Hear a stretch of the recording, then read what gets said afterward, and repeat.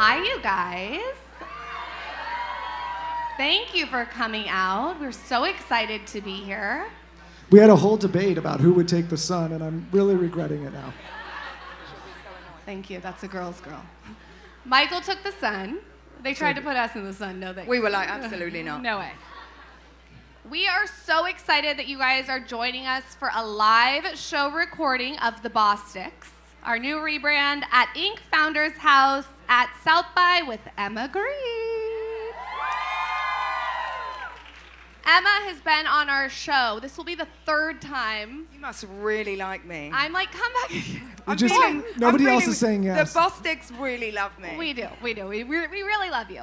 So if you're unfamiliar with Emma, which I'm sure you're not, she is the co-founder and CEO of Good American. She is the founding partner of Skims and the author of Start With Yourself, a new vision for work and life, which is releasing April 14th. Oh, yeah. Congratulations. Oh, yeah. Welcome. I'm going to let you, in the sun, ask the first question. Well, Emma, thank you for doing this again with us. One of our favorite topics to discuss with you, because it's polarizing, is the return to office post-COVID. All three of us are founders up here, and... What a place to start. Yep. Let's go. Let it rip. I think to start, I would love to know why you believe it is so important to be in person as a company. Well, look, I think the first thing to say is this is a really nuanced conversation. And one of the reasons that I wrote a book, Start With Yourself, just in case anybody's wondering, out April 14th, is honestly because I believe it deserves a little bit more conversation. There is no one way that works, and all I can do is speak from experience and speak about what's worked for me. And I've said it a million times. You can't expect extraordinary results unless you're willing to put an extraordinary amount of effort in. And for me, a 3-day-a-week work ethic has not been what it's taken, right? So I can only say this is what has worked for me. But by the same token, what I'm talking about is when you have an enormous amount of ambition, when you want to do and have an enormous amount of success. And so I think that we have to just make sure that if you've got ambition, it finds you working, because at the end of the day, it doesn't really matter where that happens. What matters is that you are putting maximum effort into whatever it is that you're doing. And as a leader, how do you communicate that to your team so that they understand? Well, I tell them they have to come to work, babe. That's just it. And listen, I feel like this is such a touchy subject, right? Because at the end of the day, an element of flexibility in the workplace is so necessary, and particularly necessary for women, working women, and mums, right? I'm a mother of 4. I understand what it means to have other things that are pulling you away from the office. There is no doubt that is, a requirement. But I think that we have to get really honest with ourselves when we have a big idea for our life. And so that is just what's worked for me. And listen, my personal point of view is that work from home culture is actually killing life. That's what I really believe, right? And if you look at the statistics, for marriage rates or for birth rates, or indeed there's a loneliness epidemic, do you really think that it's conducive, sitting in your living room all day? No one looks cute on a Zoom. No one. I met my husband at work. I met all my best friends at work. You might not like exactly what I'm saying, but it's the truth. You've got to get out if you want shit to happen. Do you remember the Zoom happy hours? Some of the most depressing times of my life. So depressing. Look at these lovely people. They're out having fun, drinking, meeting each other. Do that. In your office on your computer alone, drinking a whiskey, staring at your teammates. No, babe. Miserable. All right, the concept of the workplace has obviously shifted.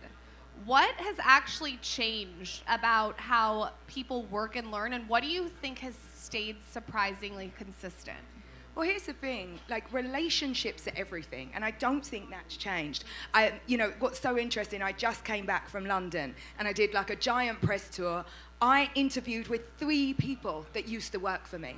And so when you think about what relationships mean in your career, the people you see on the way up are the people that are going to have an impact on you. And so to me, the ability to make relationships is one of the most consistent things when we talk about success and work and what it takes. And your ability to make relationships is better when you're in person, right? I always think that a Zoom call gets like 10% dumber for every person that's on there. When I see 20 people on the screen, I'm like, nothing is getting done here, right? So I just think that nothing has really changed. We just are trying to put like a different idea of what will work on it. And the truth is, like, it doesn't work.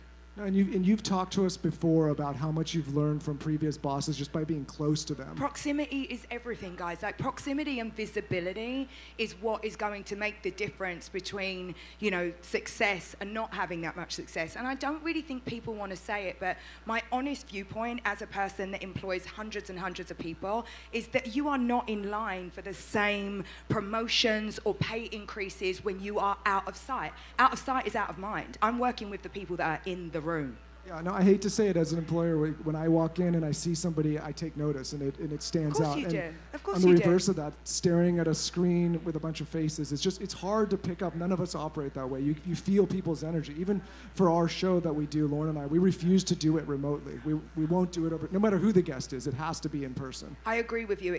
I've never done a show on Zoom, and just, you lose all of that connection. And you know, I enjoy that. I enjoy the people that I work with, and I want to be in person with them, and I want to meet them, and I want to understand more about them. And also just from a personal level, like not even just a professional level. The point of life is connection, and it doesn't matter what you read and what you do. When you look at the biggest studies in the world, the like people that are the happiest, people that survive, people that have longevity are the ones that have the best connections, and connection happens in person. Why do you think there's so much pushback to that? I don't know. I think it's, you know, the reserve, and I said this to you earlier, there are a lot of guys that have said very similar things to what I've said, name no names, but they didn't get nearly the amount of backlash. I think that the idea of a female leader is that you have to be, you know, incredibly empathetic and, you know, always side with whatever is the majority opinion. And my point of view is that I want to do the things that are going to help women move forward. I want women to understand that if you have ambition, it's going to require some level of discomfort. If you want to make a ton of money, you're going to have a lot of audacity. And so doing those things in person, in the workplace, being like there and present, like that's paramount. There's just what is the word I'm looking for? You can't replace it, right? It's just like, it's that or nothing. I feel like someone's just saying it now. I feel like a lot of people have thought this, but you're really saying it, which I respect. No, I should just shut up. No. I should just not say it. It would be nice safer. Little reality check.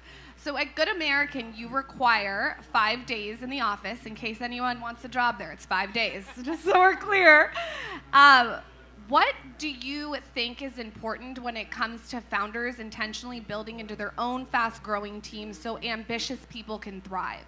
What do you think that people can do, maybe in this audience? How can they set up their teams so they have a thriving environment? Well, the thing to understand is, like, everybody has unique strengths. And I think as a founder, the first thing you have to do is know what you're not good at. And that is my superpower. I am so aware that I don't bring everything that is required. And so it's like, I know what I'm good at, and I'm going to find the right people to do everything else. And when you set your team up like that, when you create the conditions for other people to thrive, to me, it's the single best thing that you can do. You're going to have great people that come to work, that love what they do, that make you look good, and your company's going to ultimately benefit from it. So it's like, it's just creating the conditions for everyone to do their best work and knowing what you don't know. So we're all a bit older, unfortunate to say. For the next generation... Who are you talking about? Yeah, exactly. Well, listen, with sitting in the sun, I'm going to look like an old weathered saddle after this. Yourself over there.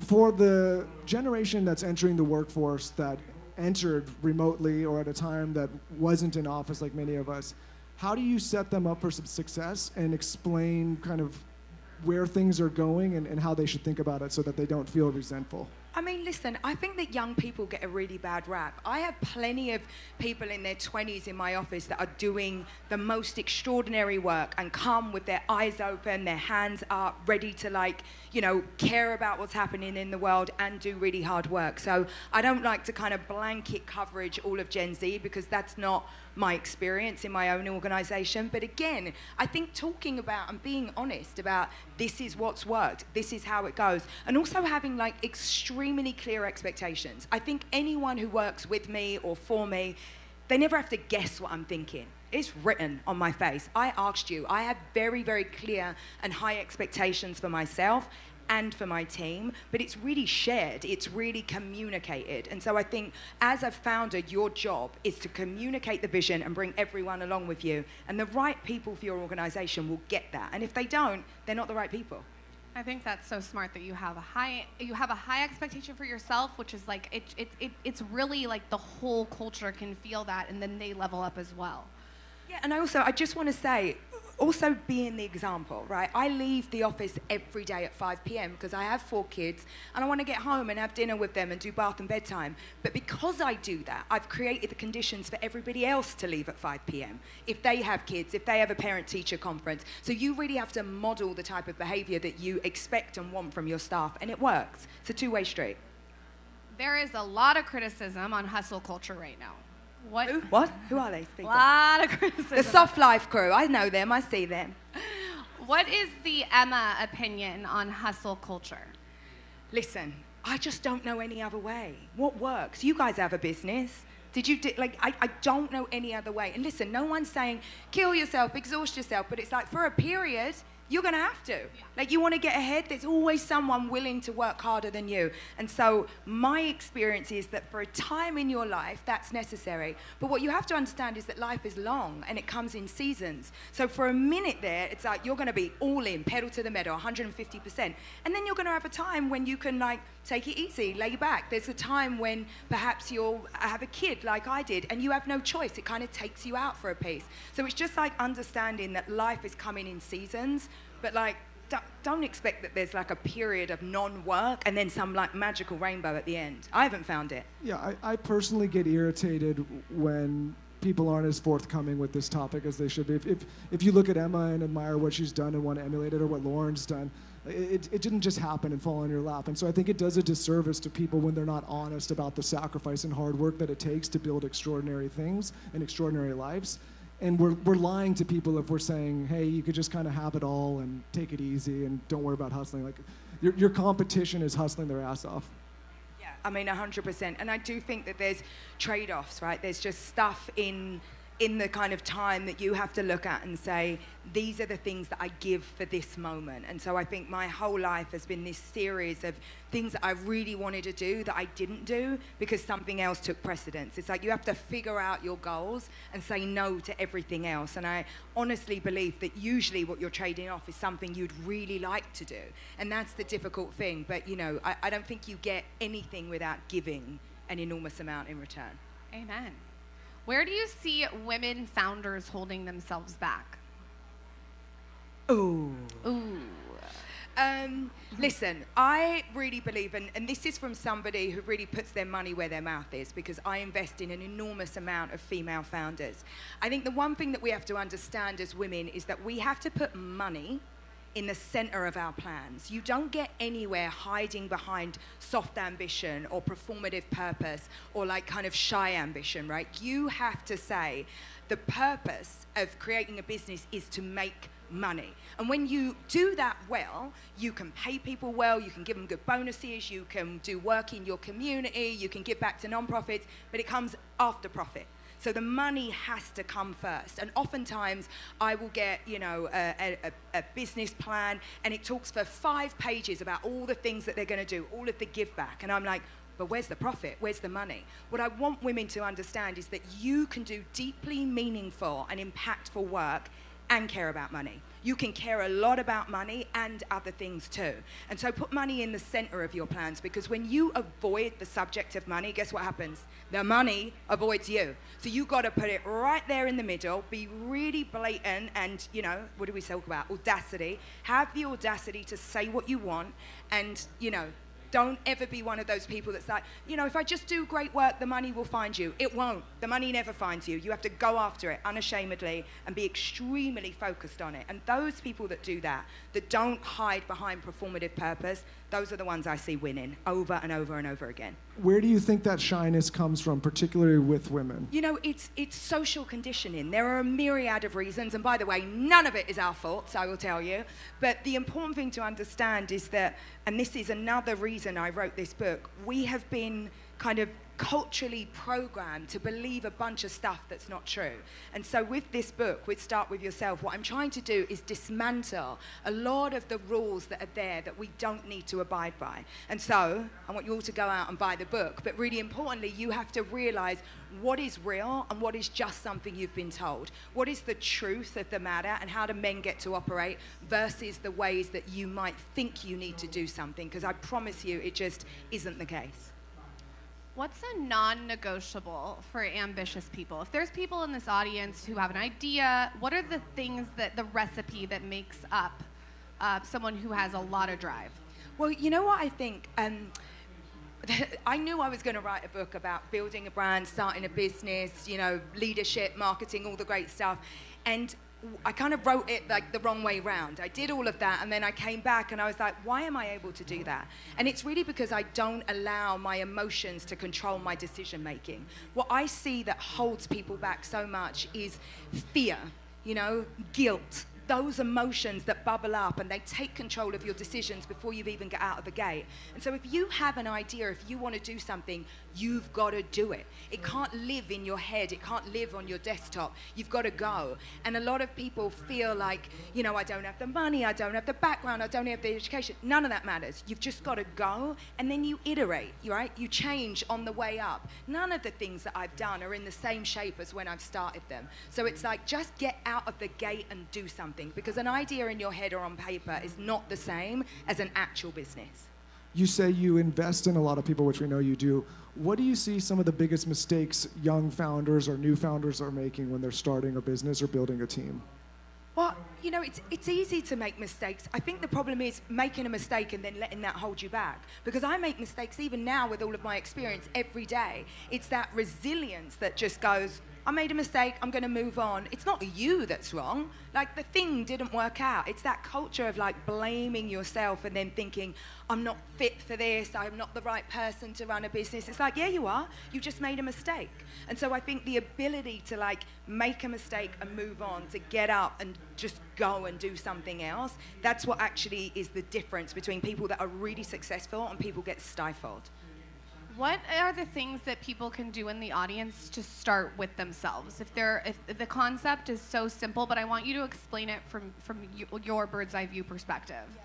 So I really think ultimately this book is about taking responsibility for yourself. It's about self-leadership. We all know that we have different starts in life, right? It's like, I was born in a place that really was devoid of opportunity. I'm one of 4 girls, single mom, all the things. But I didn't really let those things hold me back. I actually thought about them as superpowers, because I was like, God, maybe I have like a unique way of thinking. Maybe there's some stuff that I did, and the fact that, you know, I had to look after 4 kids by the time I was 12, I was like, that's going to be useful to me somehow. So I think the most important thing is to lean into your own unique gifts. Figure out what it is that you have. And when I wrote this book, the first thing I spoke about was vision. I'm not talking about vision boards or manifestation. No. I'm talking about holding a vision for yourself, having an idea of what type of person you want to be, what are your principles, what's important to you, and then living your life in that direction. Because it's so easy to get kind of like, look at social and be like, oh my God, I need to be like her. No, you don't. You need to live how you want to live and do the things you want to do. And then you can just measure yourself against your own expectations. And so I think that holding like a vision for yourself, a crystal clear idea of what is important to you, is the #1 thing that we can all do. At this point, after all the success, what continues to drive you? You know what? It's all the people that I speak to all the time, because wherever I go, people always ask me the same questions. Like, how did you do this? Like, how could, you know, start this company, and you left school at such a young age? And I don't think people are interested in me. I think people are really interested in what they can do for themselves. And so right now, like, my head is like, how do you make like 1 million little Emmas? Like 1 million people that on paper shouldn't really have that much going for them, but they do it anyway, you know? And so in my head, that's what drives me, because I'm 100% sure that fast forward 10 years, it's like, there's gonna be 1 million people that was like, I listened to something that girl said, and I just went for it. I got an early copy of the book. It is so good. Thanks. I love how you opened it. It was very vulnerable and real and candid. And I learned a lot about you even after interviewing you 2 times. I highly suggest that everyone goes and picks it up. One of the themes that I've noticed in it is not leaning into the narrative of the victim and using whatever your narrative is to fuel you. Was that sort of like an underlying tone in the book for you?